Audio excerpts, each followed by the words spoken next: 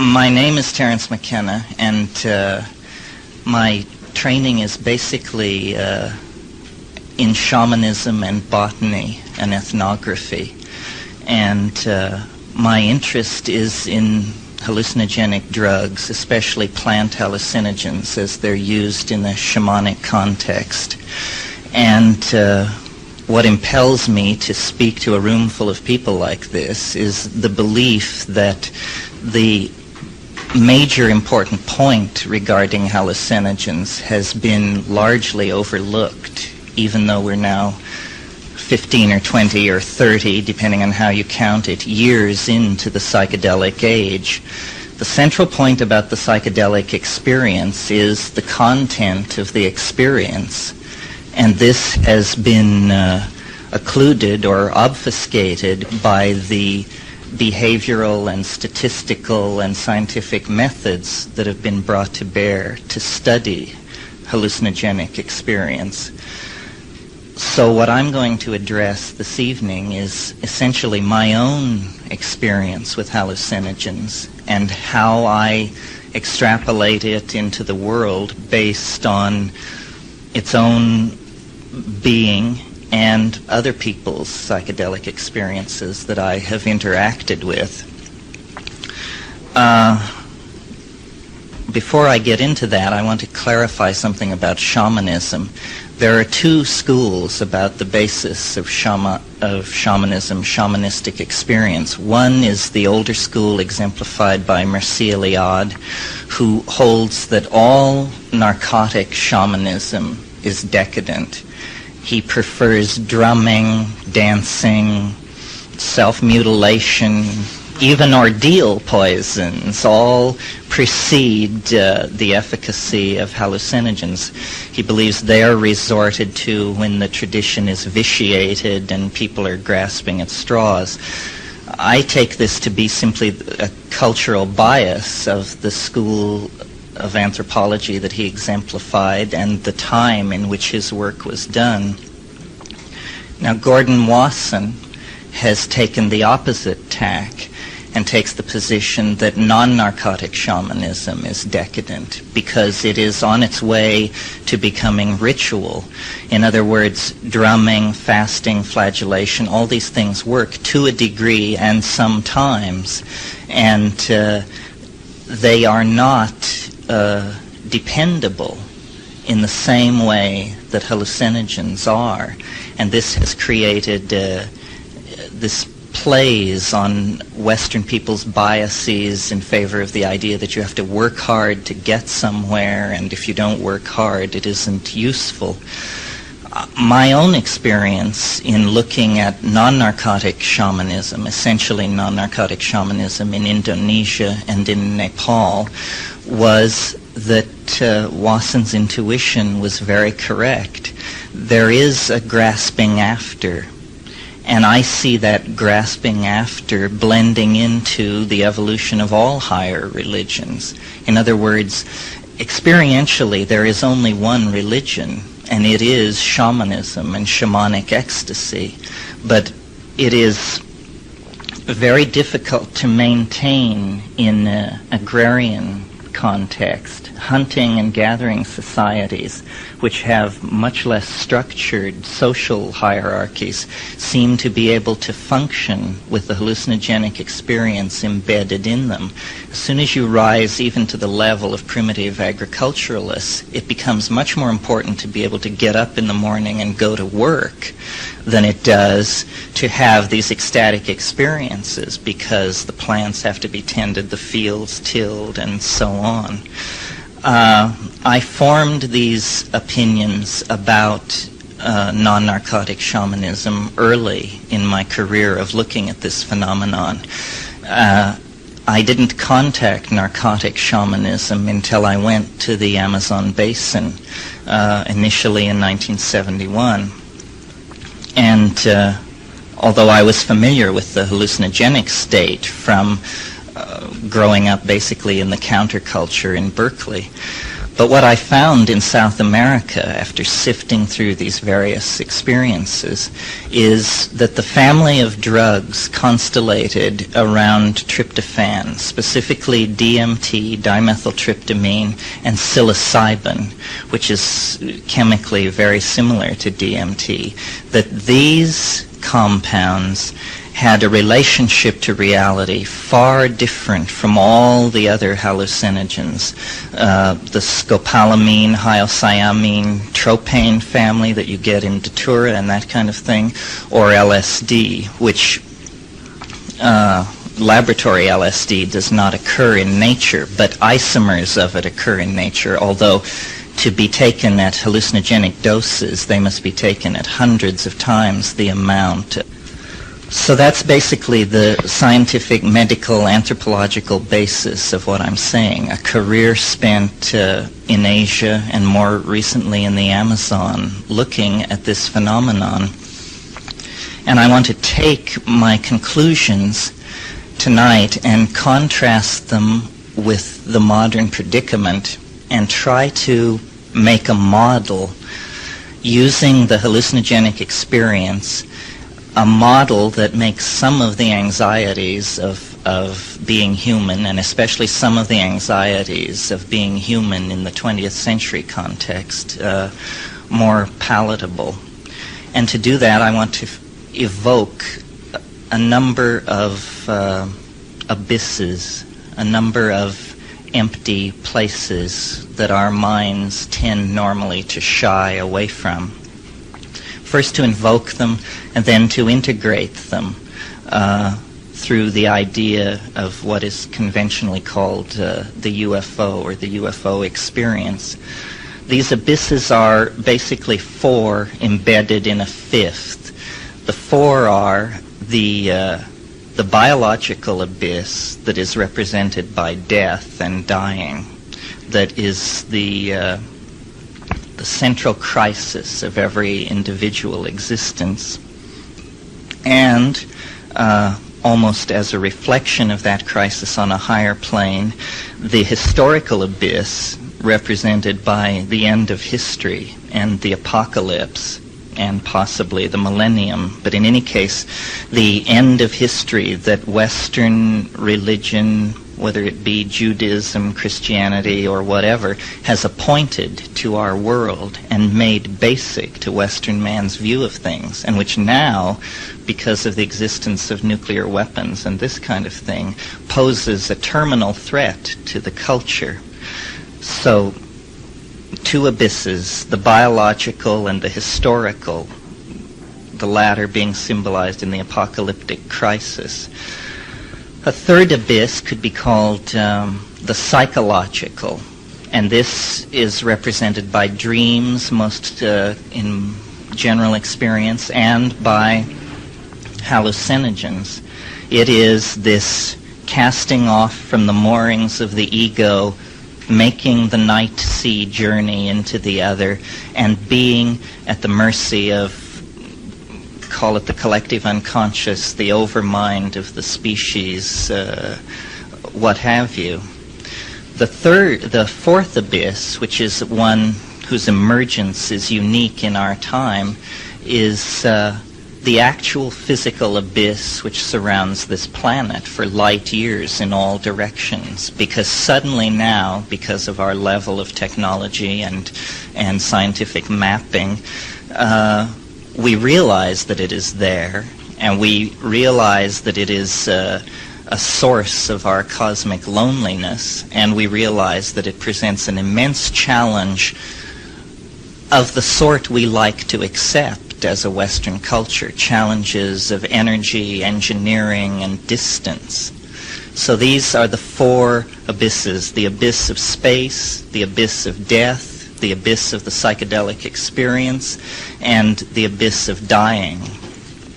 And these four general categories have to be seen embedded in a somewhat subtler kind of abyss, which is the abyss of the unspeakable.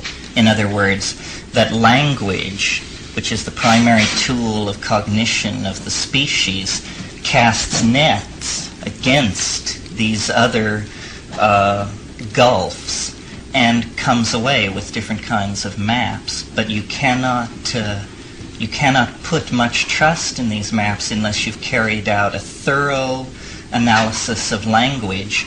And once you've done that, for sure you will not put much trust in any of these maps, because the thinness of the web on which it all is hung will be readily apparent. Okay. It's my assumption whenever I am confronted with opposites is to try to unify them, to create a coincidentia positorum, as was done in alchemy, to not force the system to closure, but to try and leave the system open enough so that the differences can resonate and become complementary rather than antithetical. So I would like to unify here not two dualisms, but these four oppose, these pairs. You could think of them as the quadripartite elements of a kind of mandala. The means to unifying that mandala is integration of the psychedelic experience. Specifically, I'm going to make the assumption, specifically the psilocybin or tryptamine experience. And what it appears to be is something which is much more assimilable to the science fiction metaphor of a parallel universe than it is to the Freudian metaphor of the repression of desire, or even the Jungian metaphor of a collective species-wide memory and experience bank. It is much more, I think, of the character of a parallel continuum. And in order to erect the intellectual edifice of the past 1,000 years, this possibility has had to be ignored, much in the way that you would apply Occam's razor to a situation and just say, well, we will not admit the more complex phenomenon because we should form a theory that is true to the simplest phenomena first and then build out from it.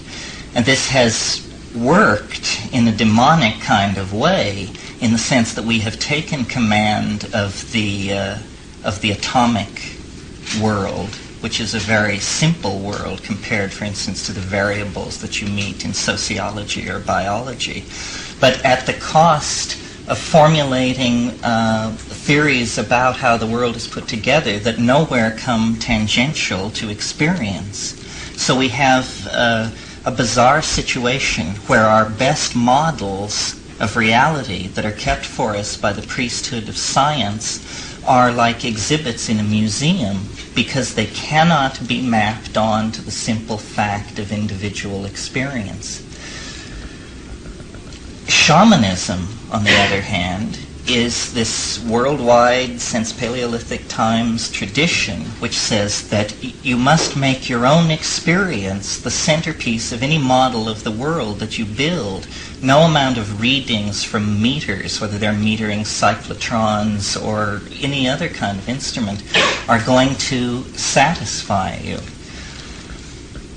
Once you understand that, then what the task becomes is one of making sense of these metaphors, so-called, or myths, so-called, that are the pre-Western, pre-print, pre-literate mappings of the world.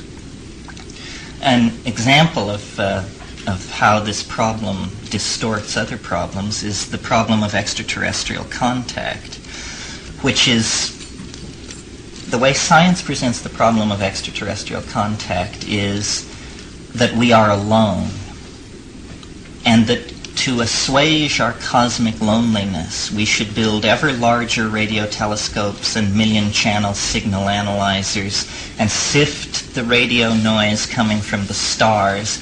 And eventually, if a signal is found, an immense philosophical turning point will have occurred, and we will then place ourselves in the context of the cosmos. This is actually a red herring kind of argument, because outside of the highly technical Western societies that have evolved in the last 300 years, people have been talking to the other since man began. Angels, demons, fairies, sprites, elves, all of this is as phenomenologically a part of human experience as, we'll say, birds of paradise, which I'm sure none of you have ever had anything to do with, but believe inflexibly that such creatures exist because it is allowed by the experts that they exist. What psilocybin focuses as a problem that these other hallucinogens do not is it allows a dialogue with the other that is full of give and take. In other words, there are entities in the hallucinogenic world that psilocybin and DMT and a few other not well known or widely distributed plant hallucinogens induce. I think it was William Blake who said, the truth cannot be told so as to be understood without being believed. And this is the kind of information that is coming through the psilocybin experience. It is information which you have to believe it. You have to believe it because it has this ring of authenticity. It is the logos. It is the word somehow. And what is being said is that our alienation, and this word is interesting, alienation, our alienation from ourselves has caused us to set up a number of straw men that are keeping us from building actually a mature model of how the universe really works. The content of the dialogue with the other is a content that indicates that man's horizons are infinitely bright, that death is in fact, as Thomas Vaughan put it, the body is the placenta of the soul. And this fact has not yet been assimilated because it runs counter to Western reductionist, materialist empiricism. But this idea that the body is placenta to the soul is not an object of faith or a dogma. It's a program for activity. The activity that it implies should be undertaken is a familiarization with the soul. And the soul has been banned from Western thinking about the self for nigh on 400 years, at least in leading circles. But I take this concept very seriously, and I think if any of you are familiar with the literature of alchemy, alchemy is about the generation of a psychic construct, a wholeness, a thing which has many properties, which is paradoxical, which is both mind and matter, which can do anything. This is the last gasp of the soul before it's submerged completely. In other words, it became trapped in an association with chthonic matter in the last historical epoch before it disappeared completely from Western consciousness. Psychedelic drugs, especially psilocybin, allow a searchlight to be thrown on these deeper levels of the psyche, as Jung correctly stated, but it is not a museum of archetypes or psychic constructs, as he seemed to assume.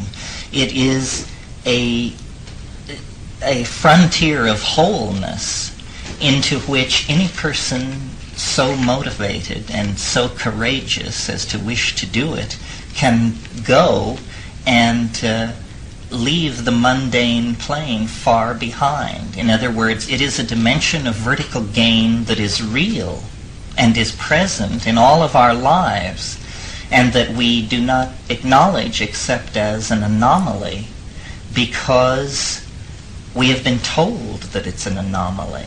we have been told that these perceptions have to be devalued.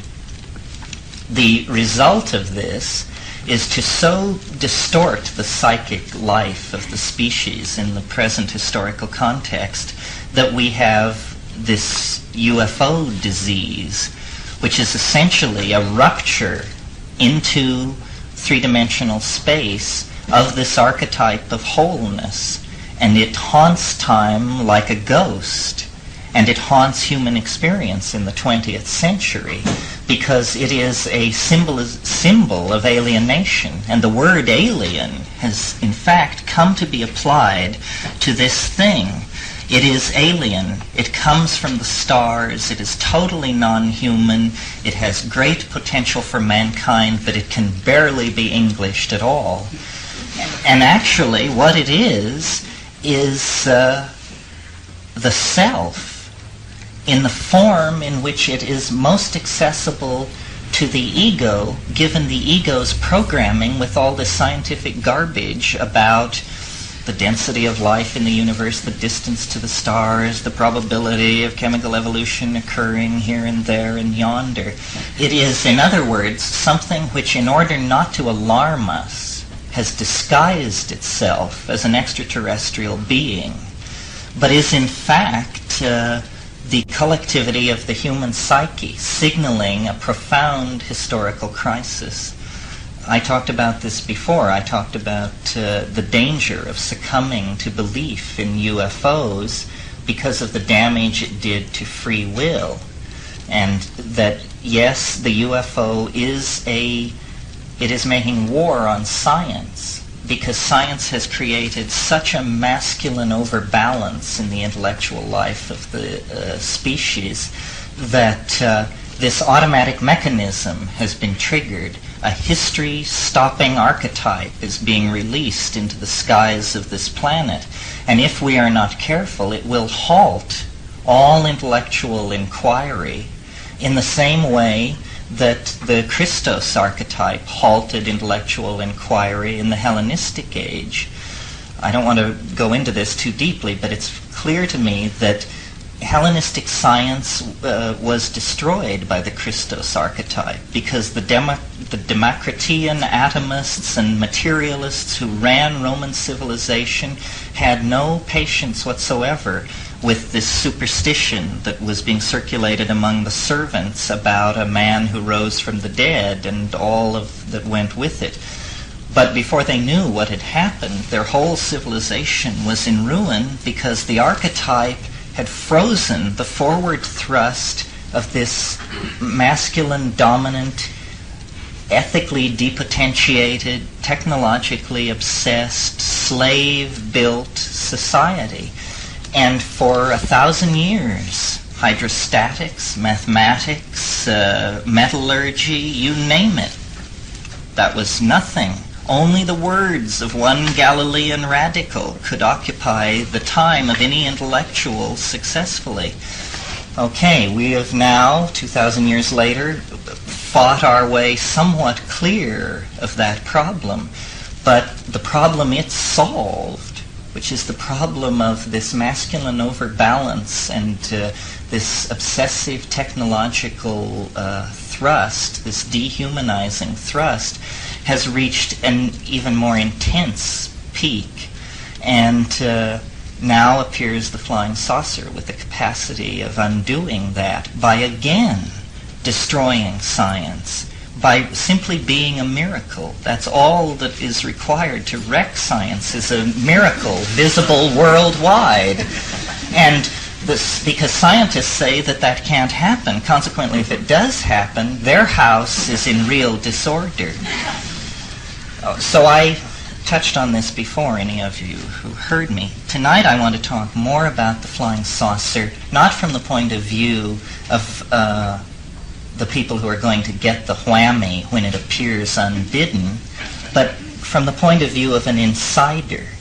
In other words, one can do more than simply say, oh yes, I understand what this is. The overmind is visibly manifest in the skies of Earth in order to skew history toward an eschatological mode that will stifle inquiry in order, basically, to preserve the species from extinction.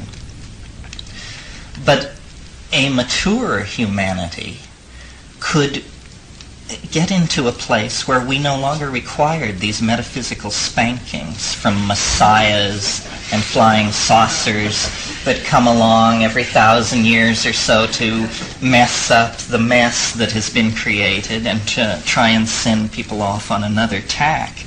And the way to do this is to look at the abysses that confront man as species and individual and try to unify them. And I think that psilocybin offers a way out because it allows a dialogue with the overmind that is not, you won't read about it in Scientific American or anywhere else. You will carry it out. And the carrying out of this dialogue will essentially eschatologize you as a person and lift you out of the historical context. It's like Stephen Dedalus said in Ulysses, history is the nightmare that I am trying to awake from. Well, I would turn it around a bit and say history is what I am trying to go to sleep from in order to get away from it. In other words, the dream is eschatological. The dream is zero time and outside of history. Escape into the dream. Escape, a key thing charged against these drugs, that they are for escapists. I think the people who make this charge hardly dare dream to what degree they are escapists. Escape. Escape from the planet, from death, and from the problem, if possible, of the unspeakable. So now, to say a bit about death and dying, if you leave aside the last 300 years of historical experience as it was handled in Europe and America, and examine the phenomenon of death, the doctrine of the soul in all its ramifications, Neoplatonic, Christian, dynastic, Egyptian, etc. I'm sure you're all familiar with some or all of these. What you get is the idea that there is a light body or a thing, an intellecty, that is somehow mixed up in the body during life and at death or at dying is involved in a crisis in which these two envelopes separate and one loses its raison d'etre and falls into dissolution, metabolism stops, and the other one goes we know not where. Perhaps nowhere, if you believe it doesn't exist. But then you have the problem of trying to explain life, which, by the way, though science makes great claims and has done very well in systems of nuclear particles and even simple atomic systems, the idea that science can make any statement about what life is or where it comes from is preposterous. Science has nothing to say about how you can decide to close your hand into a fist, and it happens.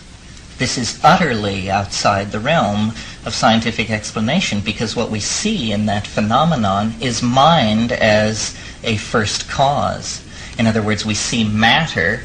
It's an example of telekinesis. Matter is caused by mind to move.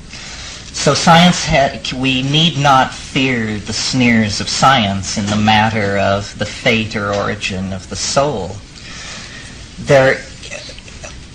And as I say, my thrust into this has always been the psychedelic experience, but I've been thinking recently more about dreams, because dreams are a much more generalized form of experience of the hyperdimension or the mode in which life and mind seem to be embedded. And looking at dreams and looking at what people with shamanic traditions say about dreams, you come to the realization that experientially for those people it is a parallel continuum. The shaman accesses it with hallucinogens or other things, which I mentioned, but most efficaciously with hallucinogens. But everybody else accesses it through dreams. Now, Freud's idea about dreams was, I forget the German term, but he called them day residues. He always felt that you could trace the content of the dream down to a distortion of something that happened during the day, or, during waking time.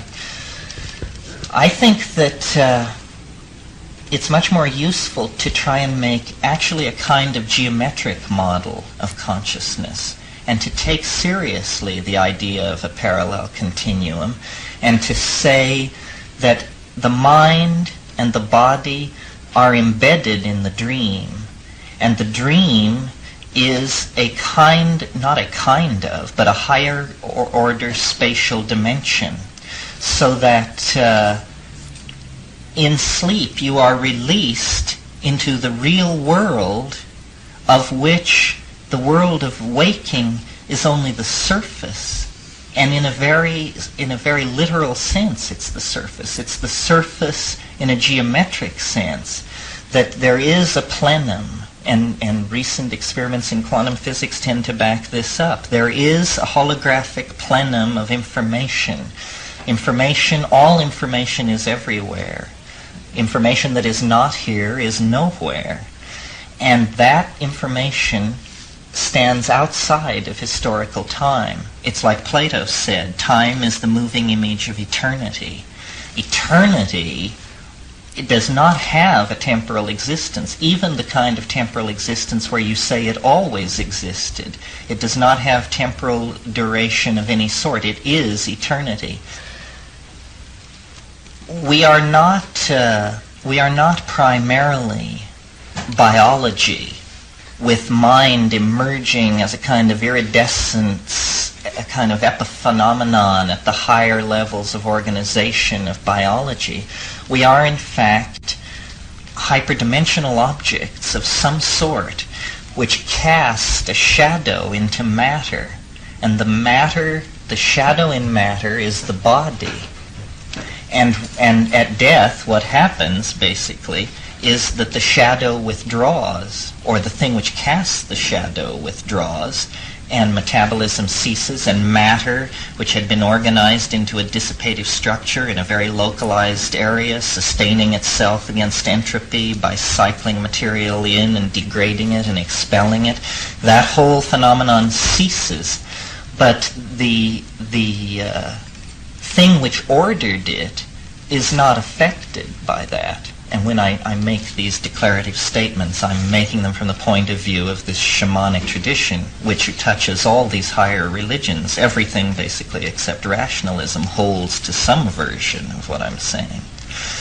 So then the psychedelic, the dream state and the psychedelic state acquire great import, because there is then a task to life. And the task to life is to become familiar with this thing which is causing being, and to be familiar with it at the moment of passing. In other words, the metaphor is used by several traditions of a vehicle, an after-death vehicle, an astral body, something like that. And shamanism and certain yogas, Taoist yoga, claim very clearly that the purpose is to familiarize yourself with this after-death body in life. And then the act of dying will not create confusion in the psyche. You will recognize what is happening, you will know what to do, and you will make the clean break. And there does seem to be the possibility of a problem in dying. In other words, what I'm telling you is not that you're condemned to eternal life. I'm saying it's a possibility, but you can muff it through ignorance. In other words, at the moment of death, there is a kind of a separation. It's like birth. The metaphor is trivial but perfect. It is there is a possibility of damage, of incorrect activity.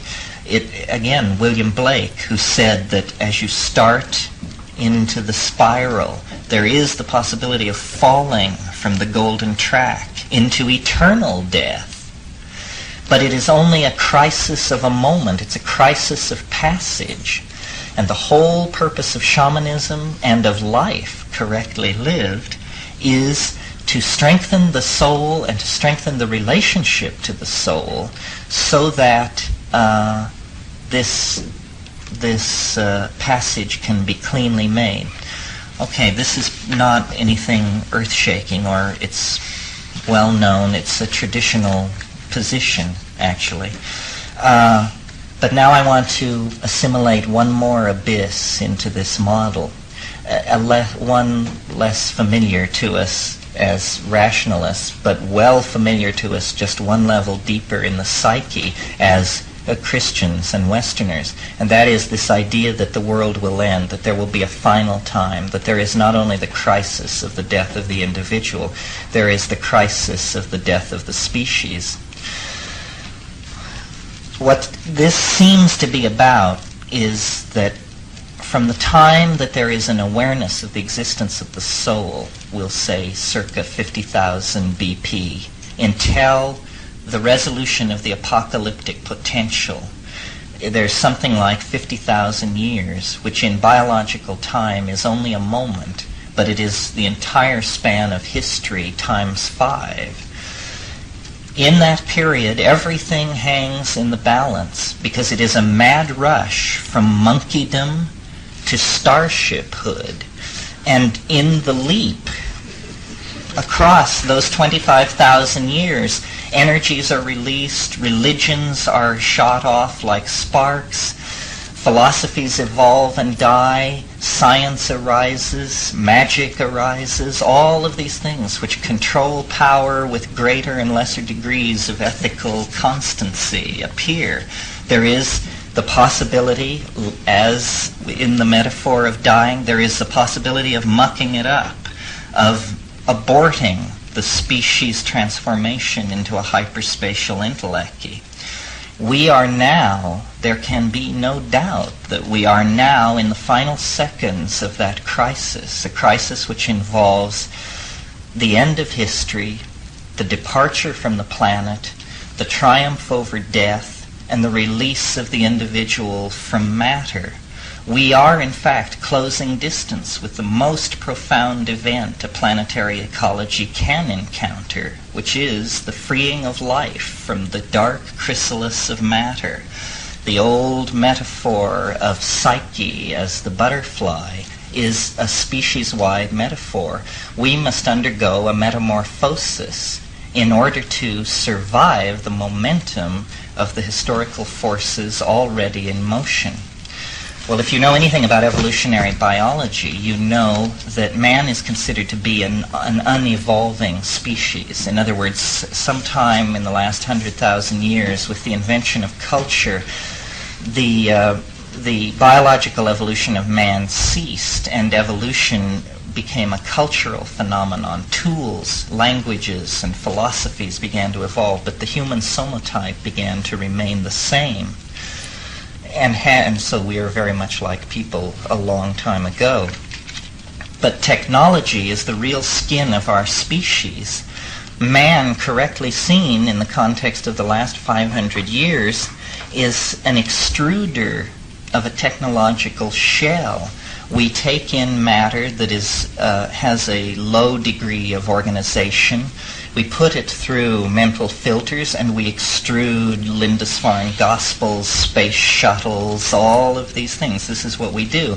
We're like coral animals embedded in a technological reef of extruded psychic objects.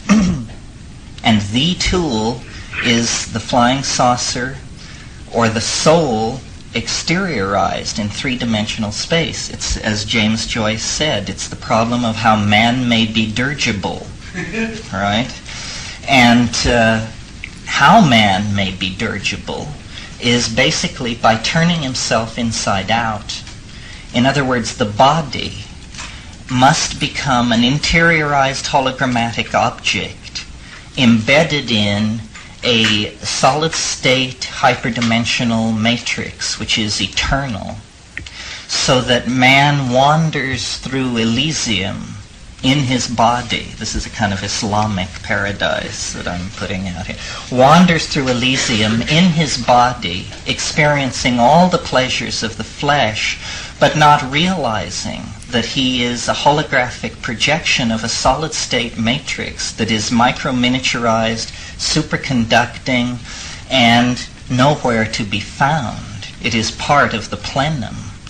And all history is about producing prototypes of this situation with greater and greater closure toward the ideal, so that airplanes, automobiles, condominiums, space shuttles, space colonies, starships of the hardware, speed of light, spin dizzy drive type, all of these are, as Mircea Eliade says, self-transforming images of flight that speak volumes about man's aspiration to self-transcendence, so that our wish, our salvation, and our only hope, basically, is to end the historical crisis by becoming the alien, by ending alienation, by recognizing the alien as the self, in fact, recognizing the alien as an overmind which holds all the physical laws of the planet intact in the same way that you hold an idea intact in your mind. In other words, all these givens which are thought to be so writ in adamantine are actually merely the moods of the God, if you will, which we happen to be.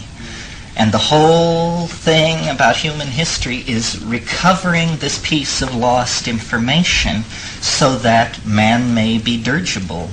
Or, again, to quote Finnegan's Wake,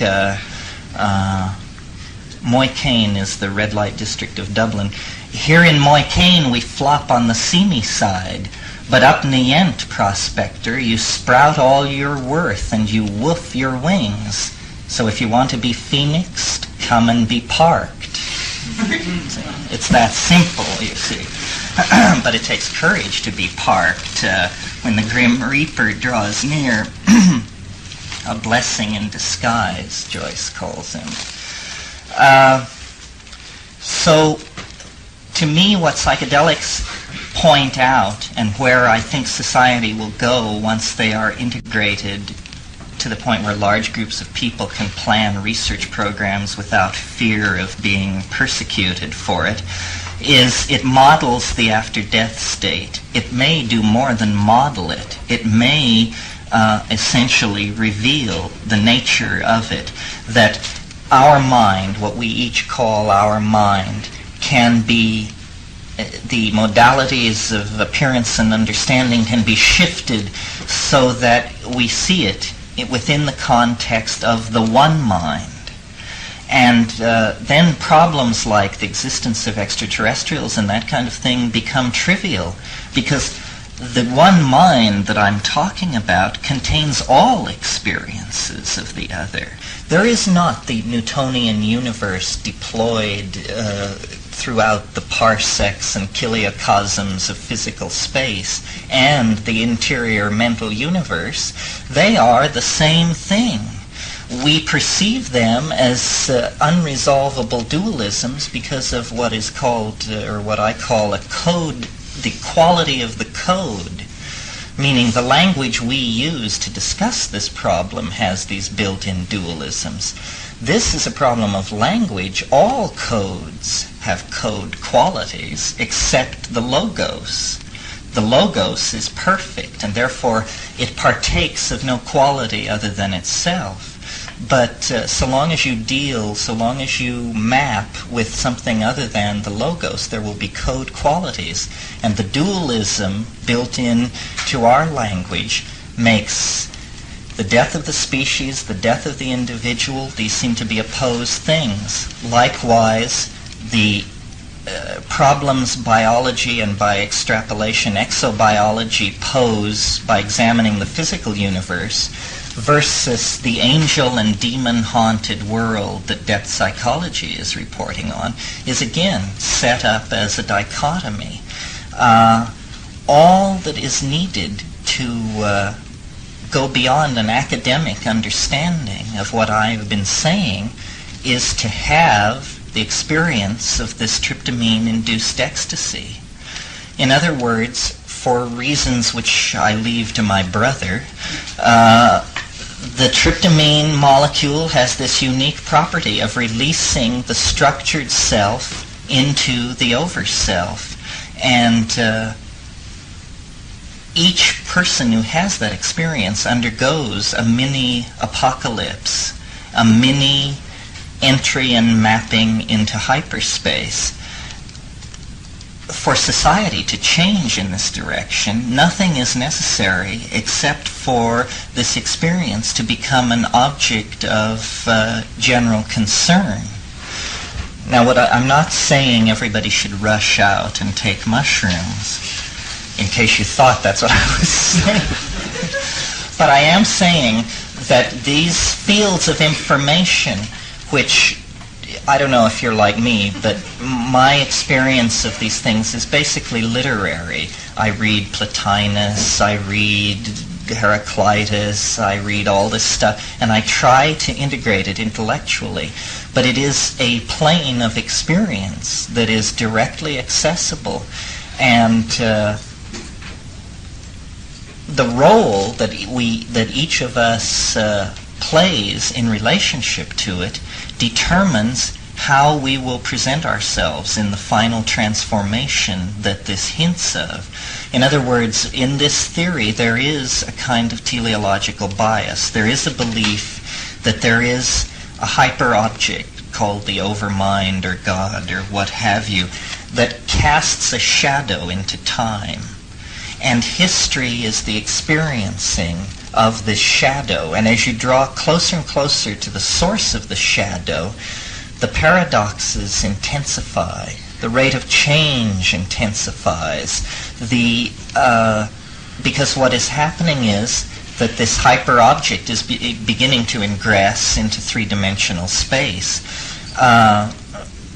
One way of thinking of it is that the dream and the waking world and the world of the dream begin to become one, so that the school of flying saucer criticism, which has said flying saucers are hallucinations, was in a certain sense correct, in that the laws which operate in the dream, the laws which operate in hyperspace, can at times operate in three-dimensional space when the barrier between the two modes becomes weak. And then you have these curious experiences, sometimes called psychotic breaks, sometimes called whatever, but which always have a tremendous impact on the person they're happening to, because there seems to be an exterior component that could not possibly be mental.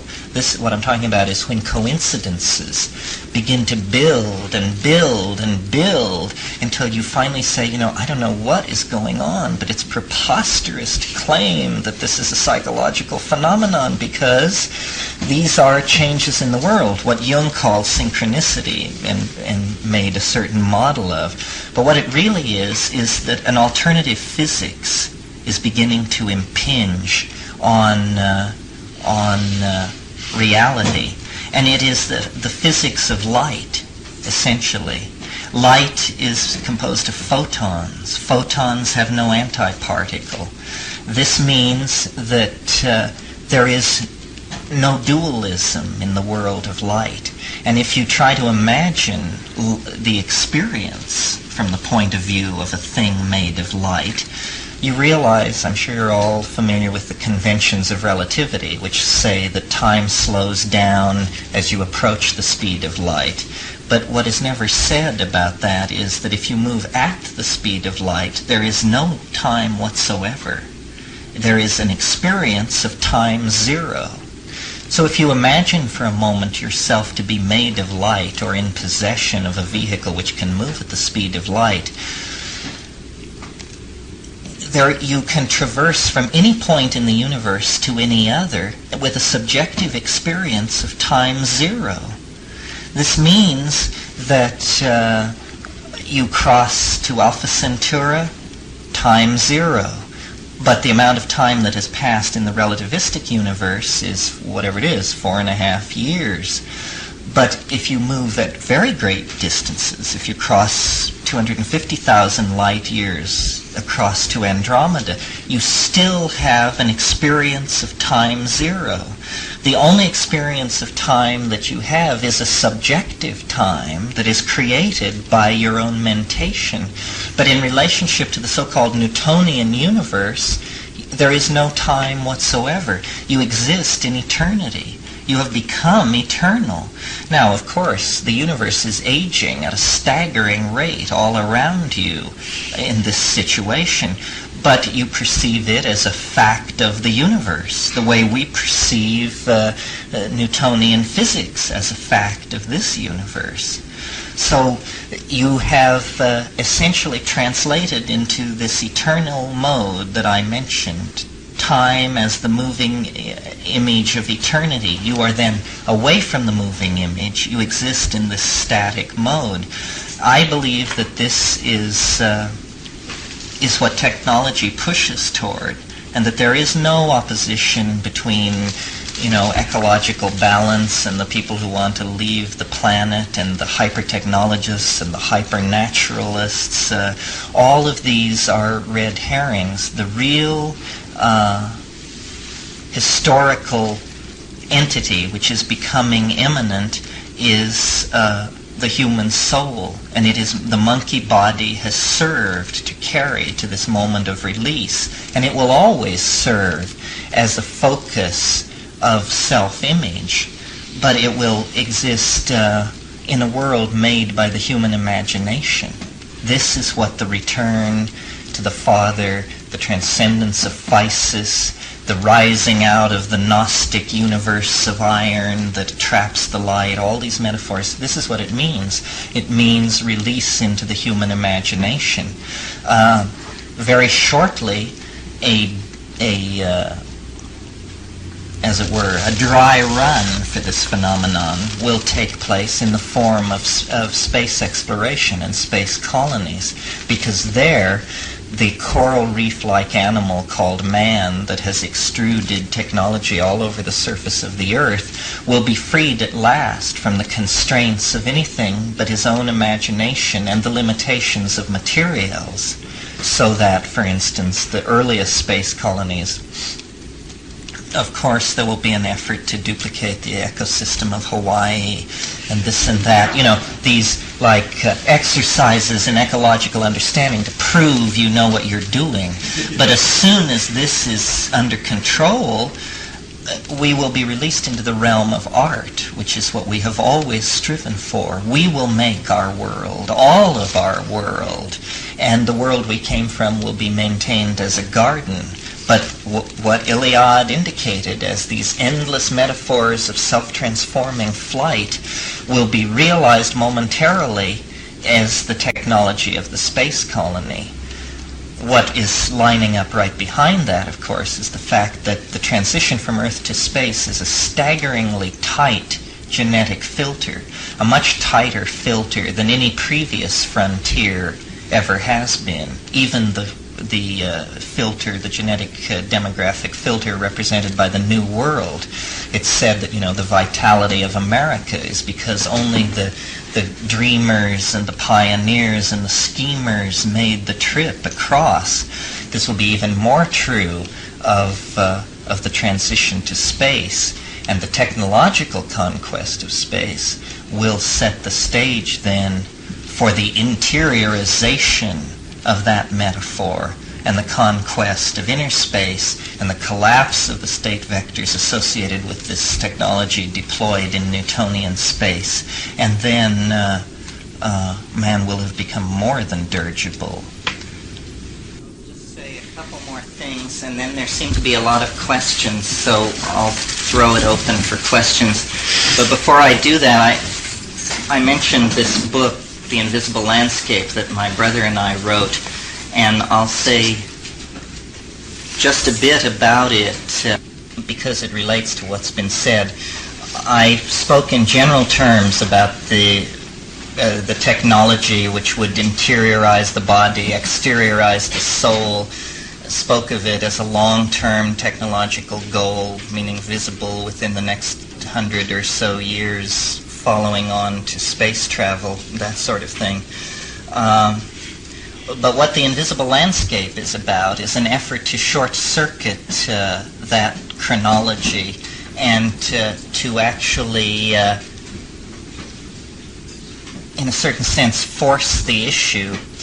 It's the story, or rather it's the intellectual underpinnings of the story of an expedition to the Amazon by my brother and myself and several other people in 1971, in which my brother formulated an idea that involved using harmine and harmaline. These are compounds which occur in Banisteriopsis caapi, which is the woody vine that is the basis for ayahuasca.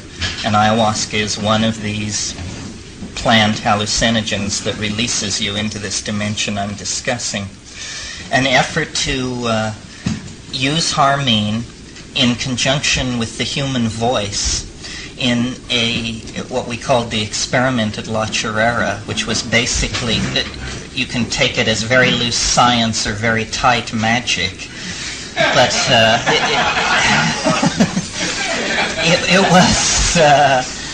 it was an effort to use sound to charge the molecular structure of these harmine molecules metabolizing in vivo in the body in such a way that they would bind preferentially into certain molecular structures. Our candidate at the time was DNA.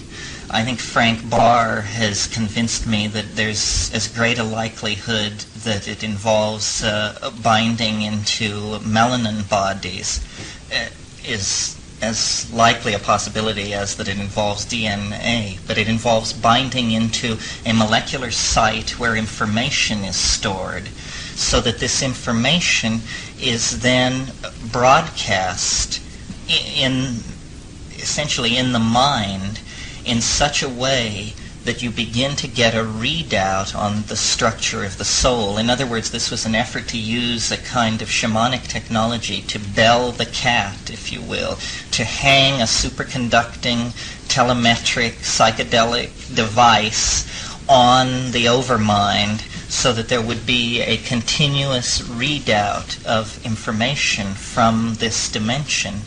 And the success or failure of this you may judge by reading the book, because the first half of the book describes the experiment, the theoretical underpinning of the experiment. The second half of the book describes the theory of the structure of time that derived from the bizarre mental states that followed upon the experiment. I don't claim that we succeeded. I just claim that our theory of what happened is better than any theory any of our critics have been able to bring forward. But whether we succeeded or not, that kind of thinking points the way. In other words, when I speak of the technology of building the starship, I imagine it will be done with voltages far below the voltage of a common flashlight battery. This is, after all, where the most interesting phenomenon go on in nature. Thought is that kind of phenomenon. Metabolism is that kind of phenomenon. So I think that an Aquarian science, or a science that places the psychedelic experience at the center of its program of investigation, should move toward a practical realization of this goal, the goal of eliminating the barrier between the ego and the overself, so that the ego can perceive itself as an expression of the overself, so that the anxiety of being cast into matter, of apparently facing a tremendous biological crisis in the form of death, of apparently facing a tremendous physical species crisis in the form of the apocalypse, the crisis of limitation in physical space by being planet-bound. All of these things can be obviated by cultivating the soul, basically, by practicing shamanism using these tryptamine drugs that I've described. And my plea to scientists, administrators, and politicians who may be listening to my voice is to look again at psilocybin, to not lump it with the other psychedelics, to realize that it is a phenomenon unto itself, and it has an enormous potential for transforming mankind, not simply transforming the people who take it, but it is like an art movement or a mathematical understanding or a scientific breakthrough. It holds the possibility of transforming the entire society simply by virtue of the information that is coming through. This is a source of gnosis, and the voice of gnosis has been silenced in the Western mind for at least 1,000 years. I like to think that when these Franciscans and Dominicans arrived in Mexico in the 16th century, they immediately set about stamping this thing out. The Indians called it Tianonacatl, the flesh of the gods.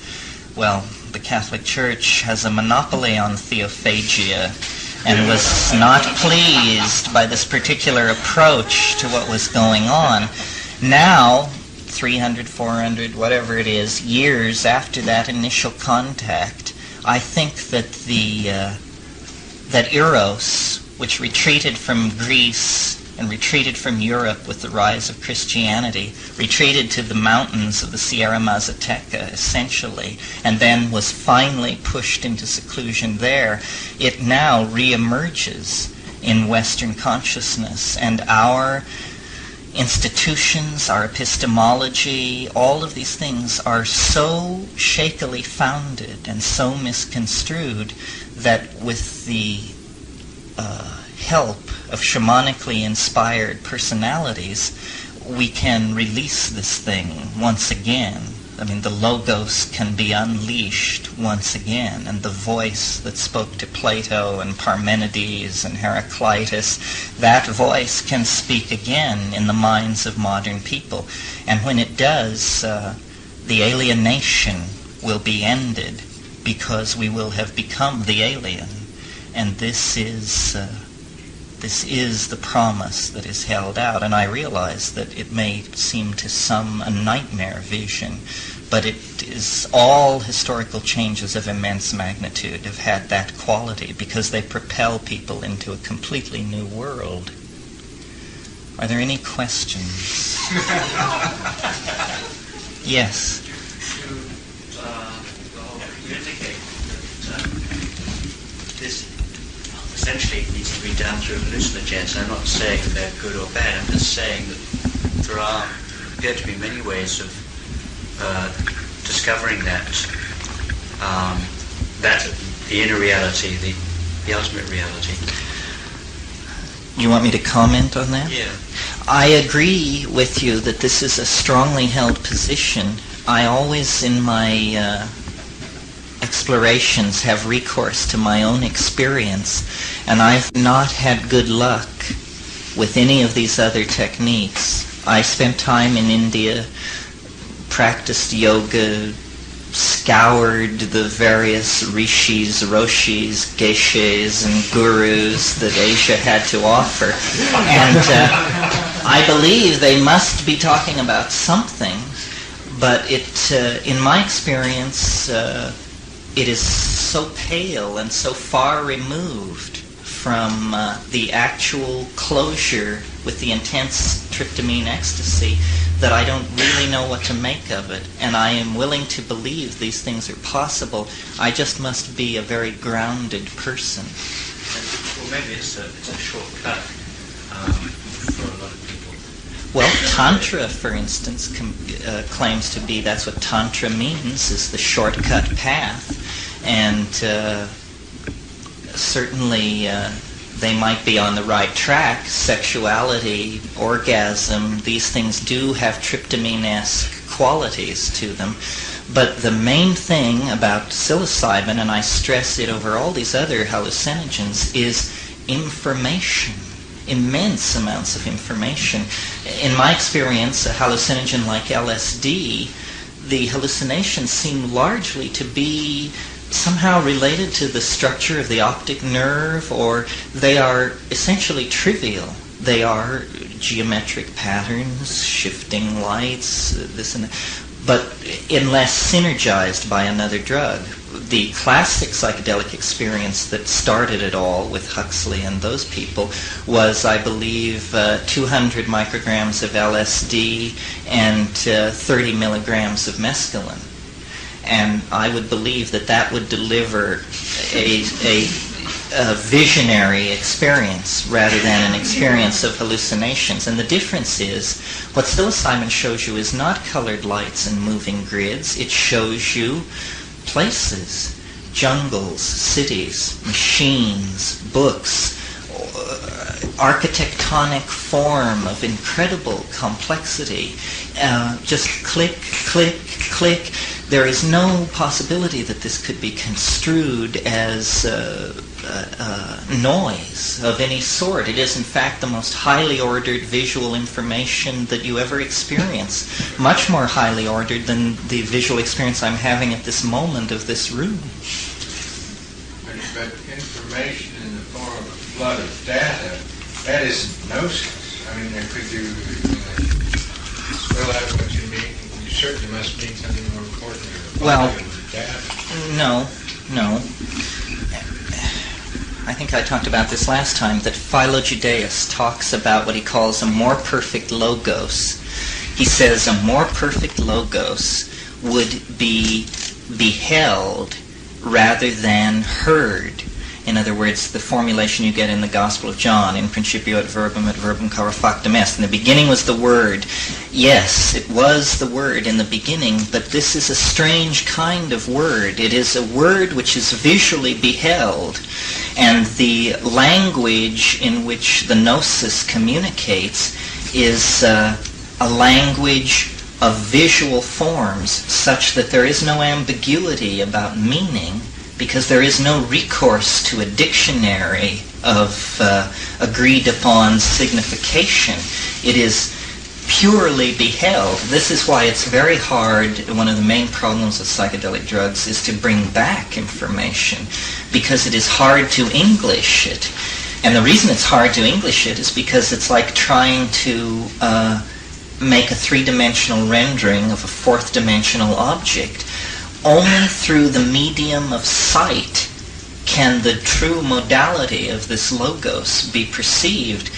That's why it's so interesting, and I should have maybe talked more about it, that psilocybin and ayahuasca, which is this aboriginal drug which uses tryptamine to make it run, is there's a telepathic component, which is there is a shared state of mind, because the unfolding hallucination is shared in complete silence. And, it's very hard to prove this to a scientist, but if four people are having this experience, one person can monologue it and then cease the monologue, and another person will take it up. Everyone is seeing the same thing. And it is the quality of being visual information, to answer your question, Arthur, that seems to make this logos believable, in the way that I quoted William Blake when he said, the truth cannot be told. That is very powerful, that statement. And you do believe it. Yes. You do believe it. But I was going to say that you're speaking of seeing, and we say QED after demonstration in geometry, but the Hindus say behold. Now, the seeing involved there, I wouldn't think of as visual, but it does get the word seeing, the name seeing. You somehow, your whole I wouldn't say mind, your being resonates. I like to use the term recognize. Mm-hmm. You see that, let's say, this is the same thing as the other thing. And I don't know whether it's seeing, but seeing is a good word, but it isn't, I wouldn't call it visual. No, well, it isn't exactly visual. I mean, again, to quote Philo Judaeus on the Logos, he says that the Logos goes from a thing heard to a thing seen without ever crossing through a quantized transition point. And yet this seems impossible. It seems a logical impossibility because it is either one or the other. And yet when you actually have the experience, you see, it is as though thought, which is heard, that's the recognition. The thought which is heard becomes more and more intense until finally its intensity is such that with there being no jump or glitch, you now are beholding it in a three-dimensional visual space, and you command it. And this is very typical of psilocybin. Yes? I have two questions. One, when you were talking in terms of the dialogue, I was wondering if you could kind of be more descriptive in that regard. And the other thing was, as far as the effects of this type of experience, especially over, say, a prolonged period of time on the body, and the body is as an energy system, and how do you balance that, or how do you counteract possible negative effects? Okay, well, I'll take the last part first, which is about the body. I'm not an abuser. It takes me a long time to assimilate each experience, and I feel, I never have lost my respect for it. I mean, I really feel dread is one of the emotions that I always feel as I approach it, because I have no faith that my sails won't be ripped this time. I always make the metaphor, it's like sailing out onto a dark ocean in your little skiff. And, you may view the moon rising serenely over the calm black water, or something the size of a freight train may roar right through your scene and leave you clutching at an oar. And I don't know, astrology is maybe helpful in figuring out when to go and when not to go, but there needs to be a way to figure out when to go and when not to go. Now, your question about the dialogue, I mean this very literally. It speaks to you, you speak to it. It says things. I don't know how many of you have read the book that my brother and I wrote under pseudonyms called Psilocybin, the Magic Mushroom Grower's Guide. But in the introduction there's a rap which is all about I am old, 50 times older than thought in your species, and I came from the stars. Well, that's verbatim, I just was writing it furiously. And sometimes it's very human. I mean, my approach to it is Hasidic. I rave at it. It raves at me. We argue about what it's going to cough up and what it isn't. And I say, well, look, I'm the grower. You can't hold back on me. And it says, well, but if I showed you the flying saucer for 5 minutes, you would figure out how it works. And I said, well, come through. I remember once I asked it, what was it? It has these many manifestations. Sometimes it's like Dorothy, sometimes it's like a very Talmudic sort of pawnbroker. And I asked it one time, what are you doing on Earth? And it said, well, you're a mushroom, you live cheap. It's very... This was a quiet neighborhood till the monkeys got out of control.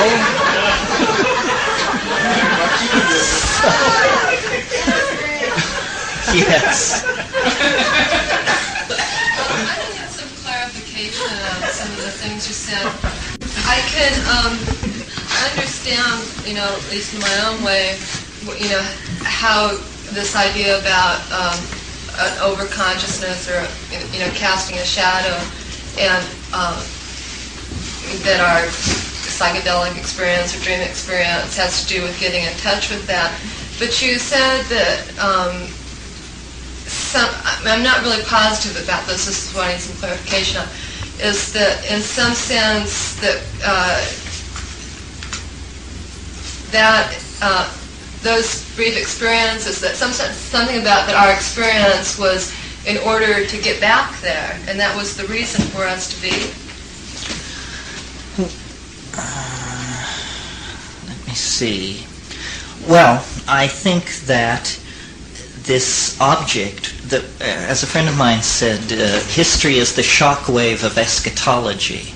In other words, we are living in a very unique moment, 10 or 20,000 years long, where this immense transition is happening.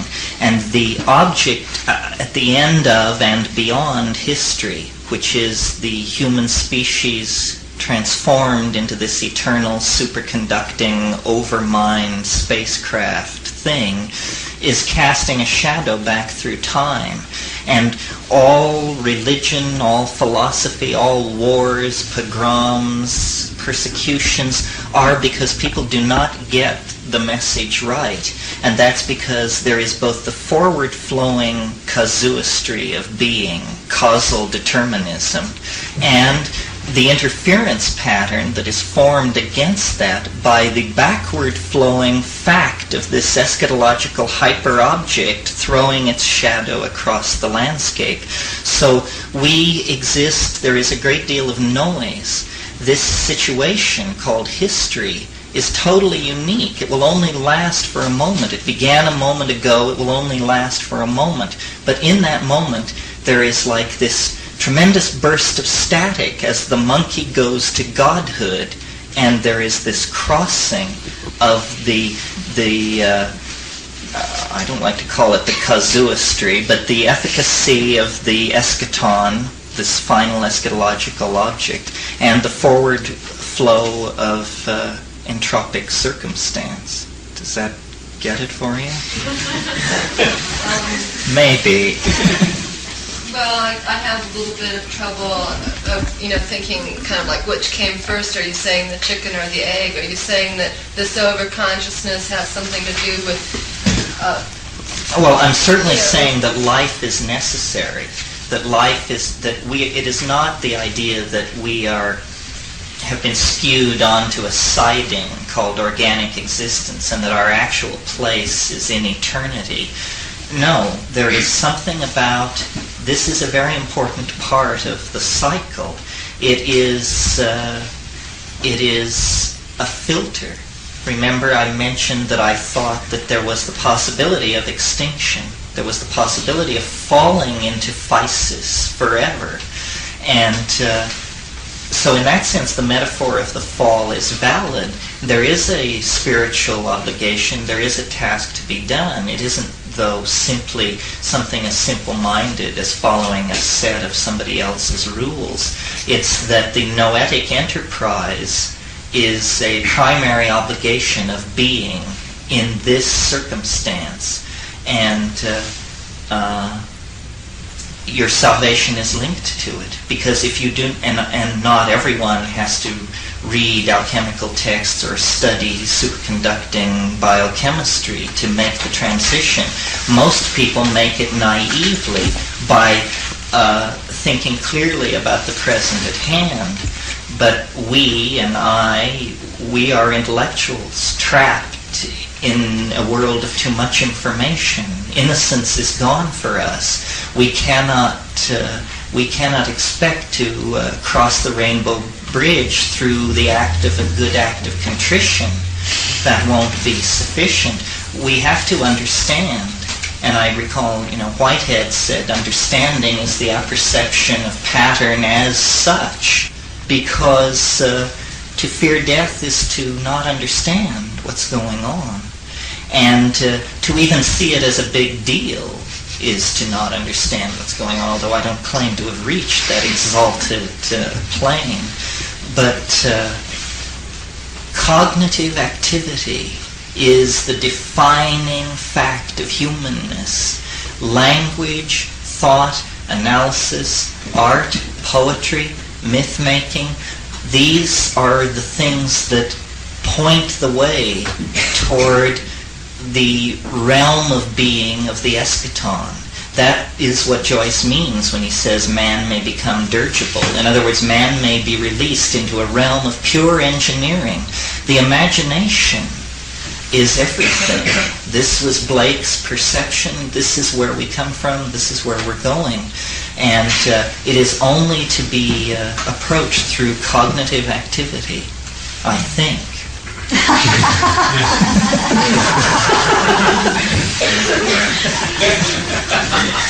Really? Terence, Yes. could you comment on the importance of your discussion of the I Ching in your book?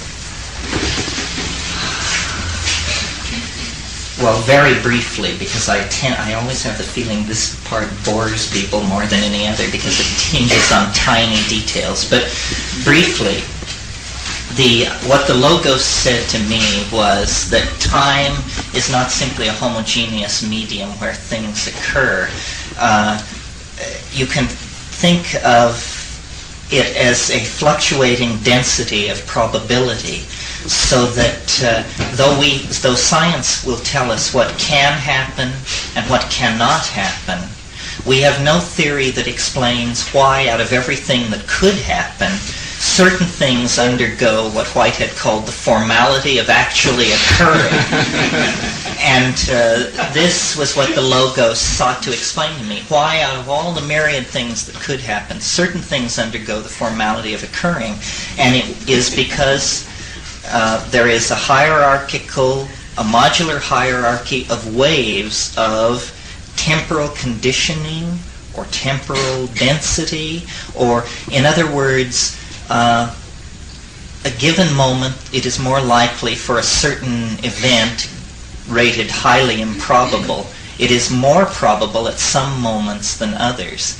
And taking that simple perception and being led by the hand, by the Logos, we were able to construe maps of time which we run on a computer and which give a map of the ingression of what I call novelty, the ingression of novelty into time. Now, as a general statement, it's obvious that novelty generally is increasing. It has been since the very beginning of the universe, because first there was only the possibility of nuclear interaction, and then as temperatures fell and below the bond strength of the nucleus, atomic systems could be formed, and then as temperature fell, molecular systems could be formed. Then much later, life became possible, and then as very high life forms, complex life forms evolved, thought became possible, culture was invented, then with the invention of printing and language, and then printing, and then electronic information movement and this kind of thing. What is happening is there is an ingression of novelty toward what Whitehead, and I took his term, call concrescence. And this is a tightening gyre. Everything is flowing together. And in fact, the man-made lapis, the alchemical stone at the end of time, occurs when everything flows together, when the laws of physics are obviated and the universe disappears, and what is left is the tightly bound plenum, the monad, if you wish, able to express itself for itself rather than able only to cast a shadow into physis as its reflection. And I come very close here to classical millenarian and apocalyptarian thought. My view of the rate at which change is accelerating and the way the gyre is tightening causes me to think, and the wave predicts this, that it is not long, it is soon. 50 years, 25 years, 35 years, then this event will occur. It is the entry of the species into hyperspace, but it will appear to be the collapse of the state vector and the end of physical laws and the release of the mind into itself.